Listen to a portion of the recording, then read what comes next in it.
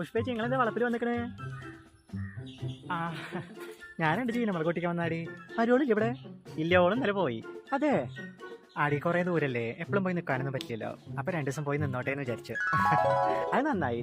അല്ലെന്നു എങ്ങനെയുണ്ട് കുട്ടി? കുഴപ്പമില്ലടി, നല്ല പെരുമാറ്റാണ്. വീട്ടിലെ പണികളൊക്കെ അത്യാവശ്യം ചെയ്യും കേട്ടോ.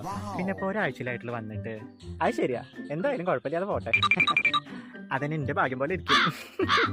6 months later. പുഷ്പേച്ചി, ആ നിങ്ങൾക്ക് എപ്പോഴും പണിയാണല്ലോ പുഷ്പേച്ചി. മരുവോള് ഇവിടെ ഇല്ലേ? ഓള് പോയിട്ട് കുറെ ദിവസമായി. മകൻ ഗൾഫ് പോയതിന്റെ പിറ്റേ ദിവസം പോയതാ.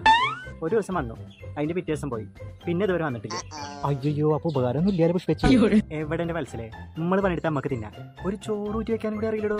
അത്രയ്ക്കിന്റെ ഓളെ കൊണ്ടുള്ള ഉപകാരം. മരുവോള് അത്ര മരുവോള്. എല്ലായിടത്തും ഇതൊക്കെ തന്നെ അവസ്ഥന്റെ പുഷ്പേച്ചി. നമ്മള് വയസ്സായവരല്ലേ, അനുഭവിക്കന്നെ. അതന്നെ നമ്മൾ അനുഭവിക്കുക.